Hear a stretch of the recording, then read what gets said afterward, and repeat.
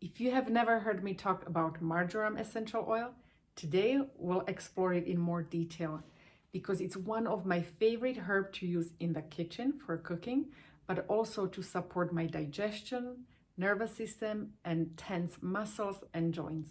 Did you know that essential oils are 50 to 70 times more potent than dried herbs? That's why with essential oils, less is more.